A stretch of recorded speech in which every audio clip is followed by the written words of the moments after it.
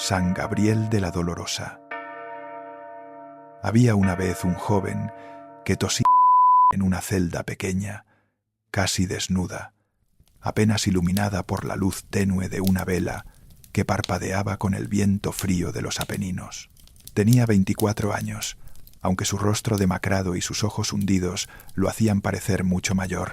Se llamaba Gabriel, y en ese momento, recostado sobre un catre de madera cubierto por una manta áspera, con las manos cruzadas sobre el pecho y un crucifijo entre los dedos, parecía estar completamente en paz. Afuera, el invierno de 1862 cubría las montañas italianas con un manto blanco de nieve, y dentro de aquel convento pasionista de Isola del Gran Sasso, la vida transcurría entre oraciones, silencios largos y el eco suave de los pasos sobre la piedra.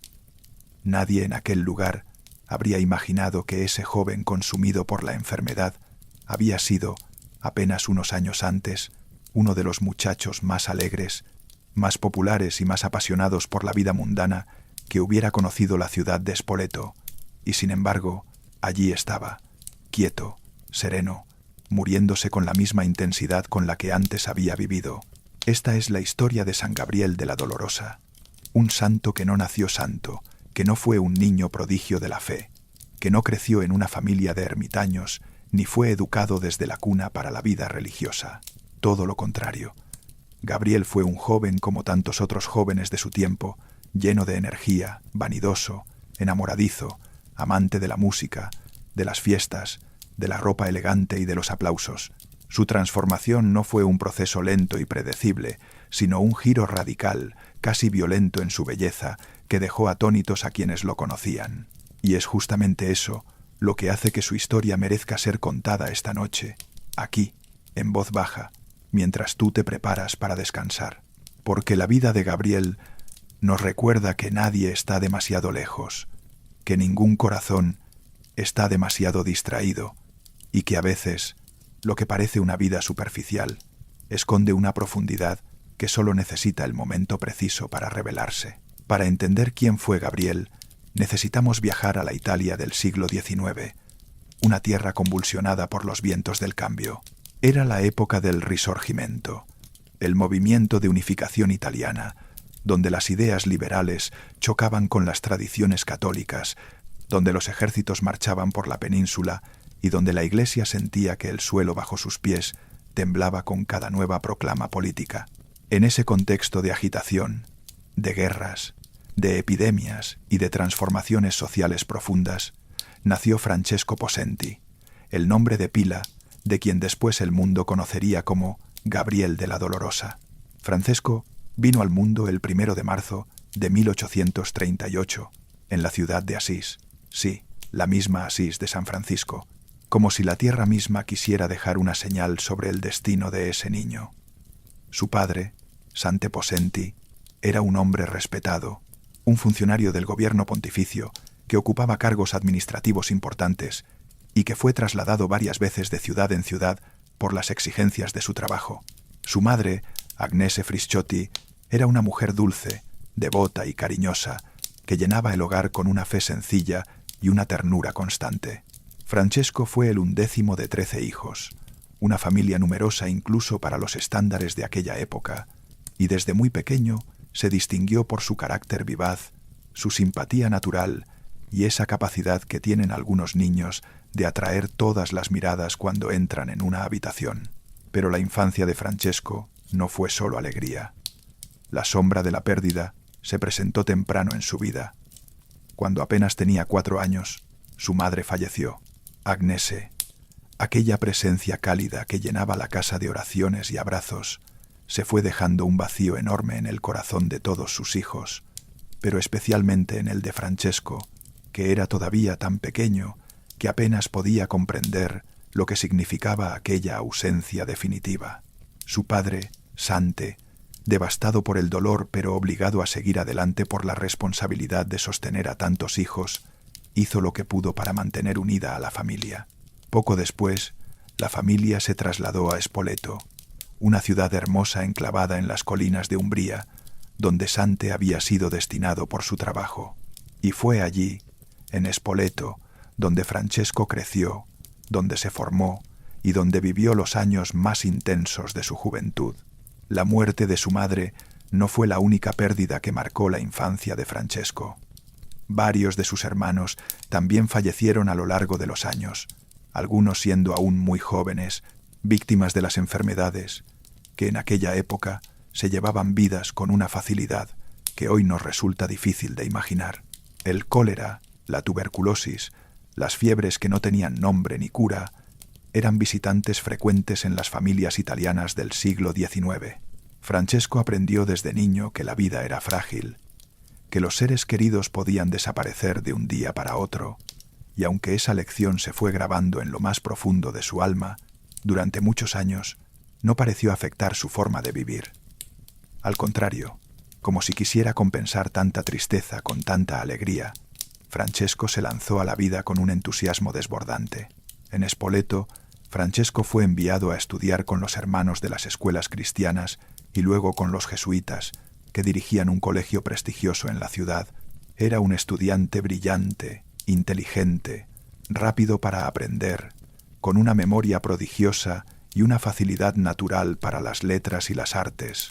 Pero lo que más destacaba de Francesco no era su inteligencia, sino su personalidad arrolladora. Era el centro de atención en cualquier reunión. Sus compañeros lo admiraban, las jóvenes de la ciudad suspiraban por él, y él disfrutaba de cada momento de esa popularidad con una naturalidad que no tenía nada de fingida. Le encantaba vestirse bien. Cuidaba su apariencia con un esmero que rozaba la vanidad. Asistía al teatro con frecuencia. Participaba en bailes y fiestas y tenía fama de ser uno de los jóvenes más apuestos y elegantes de toda Spoleto.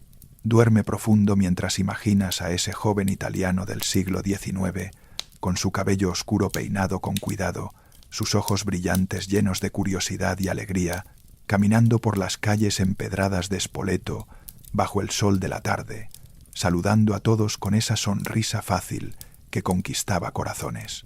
Francesco era, en muchos sentidos, lo que hoy llamaríamos un joven popular, alguien que parecía tenerlo todo y que disfrutaba de todo lo que tenía. Y sin embargo, debajo de esa superficie reluciente, algo se movía, algo que ni él mismo entendía del todo, porque Francesco, a pesar de su vida aparentemente despreocupada, tenía momentos de inquietud profunda. Había algo en su interior que no se satisfacía con las fiestas, con los halagos, con la admiración de los demás. Era como una sed que el agua del mundo no podía saciar, una pregunta silenciosa que resonaba en las noches cuando se quedaba solo y el bullicio del día se apagaba.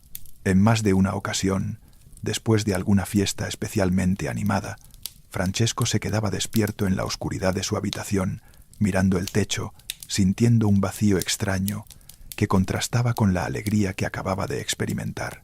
Y en esos momentos, sin saber muy bien por qué, pensaba en su madre, en sus hermanos que ya no estaban, en la fragilidad de todo aquello que amaba. Y ahora, antes de continuar con esta historia, que apenas comienza a revelar sus capas más profundas, quiero pedirte algo. Quiero pedirte que por un momento dejes a un lado todo el ruido que has acumulado durante el día. Las notificaciones, las preocupaciones, las conversaciones pendientes, las tareas que quedaron a medio hacer, todo eso puede esperar hasta mañana. Lo que estás a punto de escuchar no es simplemente un relato más entre los miles que circulan en este mundo saturado de información. Es la historia verdadera de un ser humano que vivió, que sintió, que luchó y que encontró algo que transformó cada fibra de su existencia. Es una historia que merece ser escuchada con el corazón abierto, con la mente quieta, como quien se sienta frente a una fogata antigua para recibir la sabiduría de quienes caminaron antes que nosotros. Si este espacio de paz y de historias con sentido significa algo para ti, te invito a suscribirte a Dormir Profundo con Historias Católicas, para que cada noche puedas encontrar aquí un refugio, un lugar donde las palabras no vienen a agitarte sino a acompañarte. Déjanos un me gusta como señal de que este tipo de mensajes vale la pena, como una forma silenciosa de decir que en medio de tanto ruido todavía hay espacio para lo sagrado. Y si quieres, cuéntanos en los comentarios desde qué rincón del mundo nos estás escuchando y qué hora marca el reloj en tu lugar. Nos encanta saber que estas historias cruzan fronteras y llegan a corazones en todos los continentes. Ahora, ponte cómodo. Acomoda tu almohada. Deja que tu cuerpo se hunda suavemente en el lugar donde descansas. Respira profundo, una vez, 2 veces, sin prisa. Y prepárate para seguir caminando junto a Francesco por las calles de la Italia del siglo XIX, porque lo que viene es extraordinario y queremos contártelo con toda la calma y toda la belleza que merece. Si el sueño llega antes que el final de la historia, déjate llevar con tranquilidad, porque la voz seguirá aquí, suave y constante, acompañándote. Duerme profundo. Decíamos que Francesco vivía esa doble vida interior que es tan común en los jóvenes sensibles. Por fuera, todo era fiesta y brillo. Por dentro, había preguntas que no encontraban respuesta. Y la vida, como suele hacer, se encargó de sacudir esas preguntas con acontecimientos que no podían ignorarse. En 2 ocasiones, Francesco cayó gravemente enfermo. La primera vez, cuando era todavía adolescente, una fiebre violenta lo postró en cama durante semanas, y los médicos de la época, con sus recursos limitados, no daban muchas esperanzas de recuperación. En medio del delirio de la fiebre, rodeado por el temor de su padre y de sus hermanos, Francesco hizo una promesa. Si se recuperaba, si la vida le daba otra oportunidad, entraría en la vida religiosa, y se recuperó. Pero cuando la salud volvió, cuando el color regresó a sus mejillas y la energía a sus piernas, la promesa se fue diluyendo como el humo de una vela apagada. La vida mundana lo reclamó de nuevo con su canto seductor, y Francesco volvió a las fiestas, a los bailes, a los aplausos, como si aquella promesa hubiera sido solo el delirio de un enfermo asustado. La segunda enfermedad fue aún más grave. Esta vez, Francesco estuvo al borde de la muerte y nuevamente hizo la misma promesa. Y nuevamente, cuando se recuperó, la olvidó, o más bien, la postergó. Siempre había una razón para esperar un poco más, para disfrutar un poco más de la juventud, para dejar la decisión para después. Su padre, que era un hombre de fe pero también un hombre práctico, no veía con malos ojos que su hijo disfrutara de la vida social. De hecho, esperaba que Francesco siguiera una carrera profesional exitosa, tal vez en la administración pública como él, o quizás como abogado o médico. La idea de que uno de sus hijos entrara en un convento no le entusiasmaba demasiado, aunque respetaba la fe y la libertad de cada uno. Pero la vida de Francesco estaba siendo tejida por una mano invisible que iba colocando señales en su camino con una persistencia amorosa. No eran señales espectaculares ni milagrosas en el sentido convencional. Eran más bien como susurros, como brisas suaves que soplaban siempre en la misma dirección. La muerte de una de sus hermanas, a la que Francesco quería profundamente, fue un golpe que lo sacudió hasta los huesos. Ver cómo aquella joven llena de vida era arrebatada por la enfermedad le recordó una vez más lo que ya sabía, pero no quería aceptar, que todo lo que amaba en este mundo era pasajero, que la belleza se marchitaba, que la risa se apagaba, que ni la juventud ni la salud eran garantías de nada. Y entonces llegó el momento que cambiaría todo. Fue durante una procesión religiosa en Spoleto, una de esas procesiones solemnes que recorrían las calles de la ciudad con estandartes, velas e imágenes sagradas. Se llevaba en andas un icono antiguo de la Virgen María, una imagen que la tradición consideraba milagrosa y que era venerada con especial devoción por el pueblo. Francesco estaba entre la multitud, observando la procesión, con una mezcla de curiosidad y de esa inquietud que siempre lo acompañaba. Y en un instante, sus ojos se encontraron con los ojos de la imagen de la Virgen. Fue un momento difícil de describir con palabras, porque pertenece a ese territorio misterioso donde lo humano y lo divino se rozan. Francesco sintió que aquella mirada lo atravesaba, que le hablaba directamente al corazón, que le decía con una claridad imposible de ignorar que ya era hora, que ya no había más excusas, que el momento de cumplir su promesa había llegado. Algunos habrán experimentado algo parecido alguna vez, ese instante en que una verdad que siempre supimos, pero que manteníamos escondida, se hace presente con una fuerza que nos deja sin aliento. No fue una visión, no fue una voz del cielo, no fue un milagro visible. Fue algo más íntimo, más personal, más profundo. Fue como si todo el ruido del mundo se hubiera silenciado de golpe, y en ese silencio una sola certeza brillara con la intensidad de 1000 soles. Francesco supo, con una convicción que no admitía dudas, que estaba llamado a dejar todo y entregarse por completo a Dios. La decisión no fue fácil de comunicar. Cuando Francesco le dijo a su padre que quería entrar en la congregación de los pasionistas, una orden religiosa conocida por su austeridad extrema, Sante Possenti se opuso con firmeza. No entendía por qué su hijo, tan brillante y lleno de futuro, querría encerrarse en un convento de penitentes. Intentó disuadirlo. Le habló del futuro que podría tener. Le pidió que esperara, que lo pensara mejor. Pero Francesco ya no era el joven indeciso de antes. Algo había cambiado en él de manera irreversible.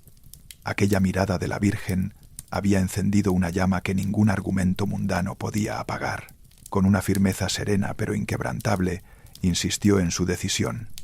Y finalmente, después de semanas de resistencia, su padre cedió, no con alegría, sino con una resignación mezclada de respeto.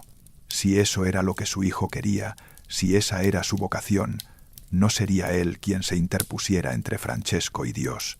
En septiembre de 1856, a los 18 años, Francesco Possenti cruzó las puertas del noviciado pasionista de Morro Valle.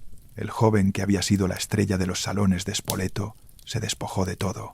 Le cortaron el cabello, le dieron un hábito negro áspero con el emblema de la pasión bordado en el pecho, sandalias simples y un nombre nuevo. Ya no sería Francesco Possenti, ahora sería Gabriel de la Dolorosa, un nombre que eligió porque quería consagrar su vida a la Virgen María en su advocación de los dolores, aquella misma Virgen cuya mirada lo había llamado en la procesión de Spoleto. El cambio fue total y asombroso. Quienes lo conocieron en el noviciado no podían creer que aquel joven obediente, silencioso, fervoroso y disciplinado fuera el mismo que apenas unos meses antes era conocido en toda Spoleto por su vida social brillante. Gabriel se entregó a la vida religiosa con la misma intensidad con la que antes se había entregado a la vida mundana.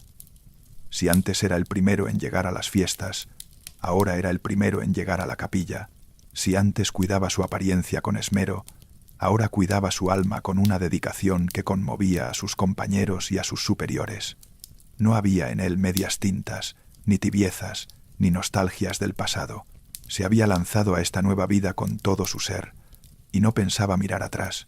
Duerme profundo mientras piensas en ese giro tan radical, en esa capacidad que tiene el corazón humano de transformarse completamente cuando encuentra aquello para lo que fue creado.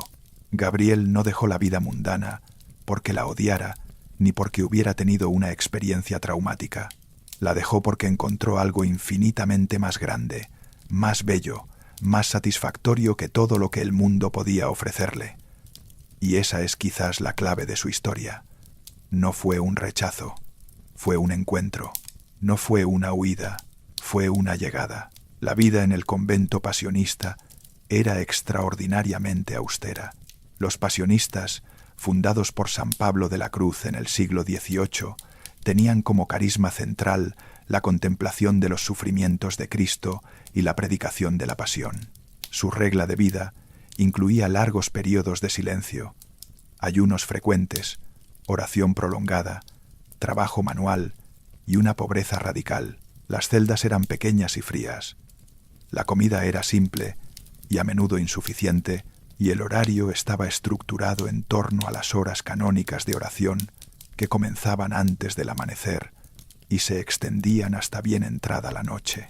Para muchos jóvenes que entraban al noviciado con entusiasmo, la realidad de esa vida resultaba demasiado dura, y no pocos abandonaban durante los primeros meses. Pero Gabriel no solo resistió, sino que floreció. Sus compañeros de noviciado lo recordarían después como alguien que irradiaba una alegría contagiosa a pesar de la austeridad. No era un asceta sombrío, ni un penitente amargado. Era un joven que sonreía con frecuencia, que trataba a todos con una amabilidad exquisita, que encontraba motivos de gozo en las cosas más sencillas. Una flor silvestre que crecía junto al muro del convento, un rayo de sol que entraba por la ventana de la capilla, el canto de un pájaro al amanecer, todo le parecía un regalo, una señal del amor de Dios que lo envolvía por todas partes. Y esa alegría no era superficial ni forzada, nacía de una paz interior profunda, de la certeza de estar exactamente donde debía estar, haciendo exactamente lo que debía hacer. Gabriel tenía una devoción particularmente intensa hacia la Virgen María en su dimensión dolorosa. Meditaba constantemente sobre los sufrimientos de María, sobre su presencia silenciosa al pie de la cruz, sobre su corazón traspasado por la espada del dolor. Para Gabriel, la Virgen Dolorosa no era simplemente una figura distante de la historia sagrada, sino una madre presente y real, una compañera en el camino, alguien con quien podía hablar en la intimidad de su oración, con la misma naturalidad con la que un hijo habla con su madre. Escribió páginas hermosas sobre esta devoción, reflexiones que revelaban una sensibilidad espiritual extraordinaria para alguien tan joven. En sus escritos, hablaba de la Virgen con una ternura que conmovía, como quien describe a alguien a quien ama profundamente y a quien conoce de manera íntima. También tenía una relación muy personal con la pasión de Cristo. Pasaba horas contemplando el crucifijo, tratando de comprender, con el corazón más que con la mente, la profundidad del amor que había llevado a Jesús a entregar su vida. Cada pequeño sacrificio, cada incomodidad, cada momento de cansancio o de frío, lo ofrecía en unión con los sufrimientos de Cristo, no como un acto de penitencia forzada, sino como un acto de amor, como la forma que él había encontrado de responder al amor que había recibido. Los años de formación en el convento transcurrieron entre la oración, el estudio de la teología y la filosofía, y la práctica de las virtudes que la regla pasionista exigía. Gabriel se preparaba para ser sacerdote, y tanto sus maestros como sus superiores veían en él a un futuro predicador excepcional. Tenía el don de la palabra, la capacidad de llegar al corazón de las personas, y una autenticidad que hacía que cada cosa que decía sonara verdadera y sentida. Pero el destino tenía otros planes. Poco a poco, de manera casi imperceptible al principio, la salud de Gabriel comenzó a deteriorarse. Lo que al principio parecían simples resfriados o episodios de fatiga se fue convirtiendo en algo más serio.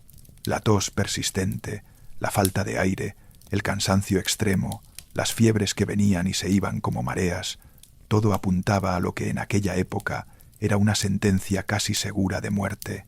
La tuberculosis, esa enfermedad que en el siglo XIX se llevaba a tantos jóvenes antes de que pudieran cumplir sus sueños, había encontrado en el cuerpo delgado y sometido a las austeridades de la vida conventual un terreno fértil para avanzar.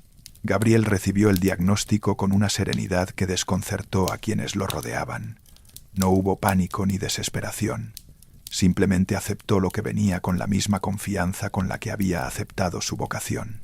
Su única tristeza era no poder llegar a ser sacerdote, ese sueño que había acariciado durante sus años de formación. Pero incluso esa tristeza la entregó, la puso en las manos de aquella Virgen dolorosa y encontró paz.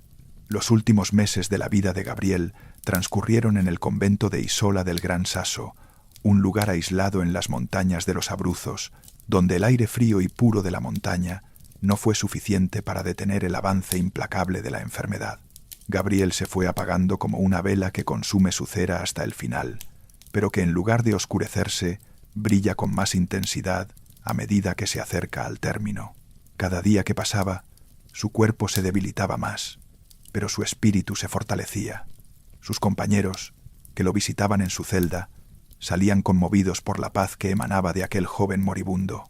No había queja en sus labios, no había miedo en sus ojos, solo una serenidad luminosa que parecía provenir de otro mundo, como si ya estuviera viendo, más allá de las paredes de su celda, algo que los demás no podían ver. Duerme profundo mientras imaginas esa escena. Un joven de apenas 24 años, en una celda austera de un convento de montaña, consumido por la enfermedad pero radiante de paz interior. Afuera, la nieve cubre las cumbres de los Apeninos. Adentro, una vela parpadea sobre las paredes desnudas. Y en el centro de todo, un corazón que late cada vez más despacio pero que está más vivo que nunca. Durante esos últimos días, Gabriel pidió que le leyeran pasajes sobre los dolores de la Virgen María. Escuchaba con los ojos cerrados, el crucifijo apretado contra su pecho, y de vez en cuando murmuraba palabras de amor y de gratitud. Sus hermanos de comunidad, que turnaban para acompañarlo día y noche, fueron testigos de algo que no sabían bien cómo describir. No era la muerte de un joven desafortunado, era la partida de alguien que ya había llegado a su destino, que había completado su carrera mucho antes de lo que cualquiera habría esperado, y que ahora simplemente estaba cruzando el último umbral con la misma determinación tranquila con la que años atrás había cruzado las puertas del noviciado. Gabriel de la Dolorosa falleció el 27 de febrero de 1862 a las 6 de la mañana, mientras afuera amanecía sobre las montañas nevadas. Tenía 24 años. No había predicado grandes sermones ni fundado instituciones. Simplemente había amado con todo su corazón, con toda su alma, con todas sus fuerzas. Y ese amor, tan simple y tan total, fue su santidad. La noticia de su muerte se extendió por la región como un perfume suave que el viento lleva de pueblo en pueblo. La gente comenzó a acudir al convento para venerar sus restos, y entonces empezaron a suceder cosas que los documentos de la época registran con asombro. Personas enfermas que sanaban, situaciones imposibles que se resolvían. La fama de santidad de Gabriel creció con rapidez extraordinaria, pasando de los pequeños pueblos de montaña a las grandes ciudades, de Italia al mundo entero. Su proceso de canonización avanzó con velocidad notable. Fue declarado venerable, luego beato, y finalmente, en 1920, el Papa Benedicto XV lo proclamó santo. Se convirtió en uno de los santos más populares de Italia, especialmente entre los jóvenes, que veían en él a alguien cercano que entendía sus luchas porque él mismo las había vivido. Su santuario en Isola del Gran Sasso se convirtió en uno de los lugares de peregrinación más visitados de Italia.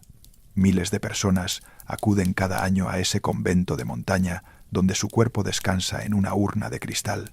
Llegan buscando consuelo e inspiración, y muchos dicen encontrar allí una paz que no tiene explicación racional. Lo que hace especial a San Gabriel de la Dolorosa no es la espectacularidad de su vida exterior. Su heroísmo fue interior, silencioso, cotidiano. Fue el heroísmo de decir sí cada día, de levantarse antes del amanecer para orar cuando el cuerpo pedía seguir durmiendo, de sonreír cuando la enfermedad le robaba las fuerzas, de amar cuando el sufrimiento invitaba al resentimiento. Fue el heroísmo de la fidelidad y la entrega total sin reservas ni condiciones. Gabriel nos recuerda que la verdadera grandeza puede habitar en lo pequeño, en lo oculto, en lo aparentemente insignificante. Un joven en una celda de montaña, rezando en silencio, amando sin testigos, muriendo sin aplausos. Y sin embargo, siglos después, su nombre sigue vivo. Eso significa que no necesitamos ser famosos para ser significativos, que el amor silencioso y constante tiene un poder que trasciende el tiempo y el espacio. Gabriel también nos enseña algo sobre la juventud y sobre la capacidad de cambio que todos llevamos dentro. Si un joven de 18 años pudo dejar todo lo que conocía y amaba para lanzarse a lo desconocido, guiado solo por una certeza interior, entonces, quizás cada uno de nosotros tiene dentro la capacidad de dar ese paso que llevamos tiempo posponiendo. Duerme profundo, sabiendo que la historia de Gabriel no termina con su muerte. En cierto sentido, apenas comienza, porque un santo sigue vivo de una manera que desafía nuestra comprensión. Sigue acompañando, intercediendo, inspirando. La devoción a San Gabriel de la Dolorosa se extendió mucho más allá de Italia. Los misioneros pasionistas llevaron su historia a América Latina y otros continentes, donde su imagen fue acogida con cariño y su intercesión invocada por generaciones de fieles. Fue declarado patrono de la juventud católica italiana, y varios papas lo han citado como modelo para las nuevas generaciones. Y es que la vida de Gabriel tiene una cualidad que la hace universal y atemporal: la tensión entre lo que el mundo ofrece y lo que el corazón verdaderamente desea es la misma en cualquier época. Gabriel la vivió con los teatros y bailes de Spoleto, Nosotros la vivimos con nuestras pantallas y agendas saturadas, pero la respuesta que él encontró sigue siendo válida. Escuchar al corazón, tener el valor de seguir lo que realmente importa y confiar en que cuando damos un paso hacia lo verdadero, no caemos en el vacío, sino en los brazos de alguien que nos estaba esperando. Mientras tu cuerpo se va relajando y tus pensamientos se hacen más suaves, piensa por un momento en lo que Gabriel descubrió en aquella celda de montaña. Descubrió que el amor es lo único que permanece, que todo lo demás pasa como las estaciones del año, pero que el amor que damos y recibimos tiene raíces que llegan hasta la eternidad, y esa certeza lo llenaba de una alegría que sus compañeros describían como luminosa, una alegría que no dependía de las circunstancias, sino que brotaba de una fuente inagotable en lo más profundo de su ser. Es hermoso pensar que esa misma fuente está disponible para cada uno de nosotros. Solo necesitamos hacer silencio de vez en cuando, como lo estás haciendo ahora, y permitir que esa voz suave que habla en lo más íntimo del corazón se haga escuchar. A veces viene como una intuición, a veces como una paz inexplicable, a veces como una certeza repentina, pero siempre viene, porque esa voz nunca deja de hablar. Gabriel lo sabía.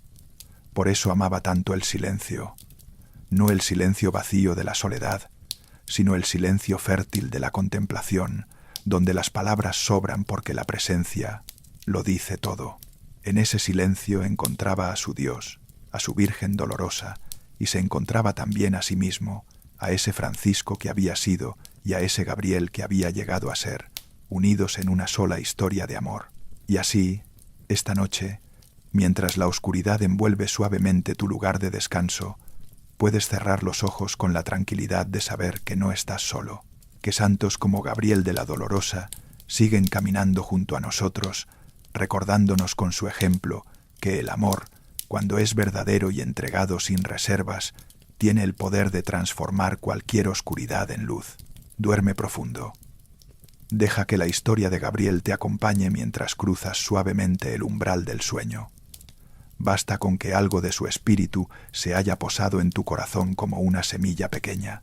Basta con que esta noche, al cerrar los ojos, sientas aunque sea un destello de esa paz que él encontró, esa paz que no depende de que todo esté bien, sino de que confiemos en que todo tiene sentido.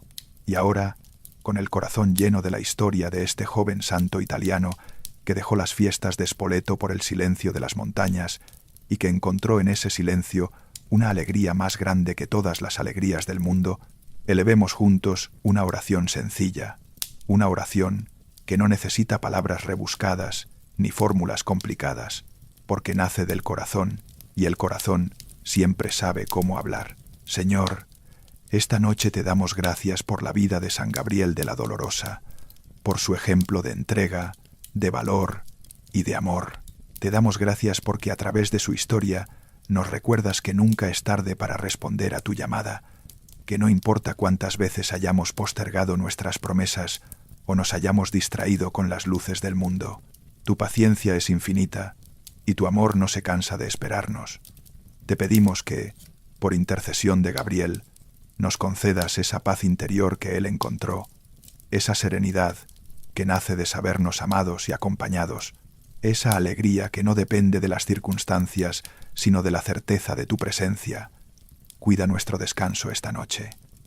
Que nuestros sueños sean tranquilos y reparadores, que al despertar mañana tengamos la fuerza y la claridad para vivir con un poco más de amor, un poco más de generosidad, un poco más de esa entrega silenciosa que hizo de Gabriel un santo, y que la Virgen Dolorosa, aquella madre que fue tan importante en su vida, nos cubra esta noche con su manto de ternura y nos acompañe también a nosotros en nuestros propios dolores y en nuestras propias alegrías. Amén. Gracias por haber estado aquí esta noche, acompañándonos en este viaje a través de la vida de un santo extraordinario. Si esta historia te ha traído paz, si has sentido aunque sea un momento de calma en medio de tu día, déjanos un me gusta y suscríbete a nuestro canal para que sigamos trayéndote cada noche una nueva historia que alimente tu fe y acompañe tu descanso. Mañana habrá otra historia esperándote, otro santo, otra vida que merece ser contada en voz baja mientras la noche avanza. Esto fue Dormir Profundo con Historias Católicas. Buen descanso.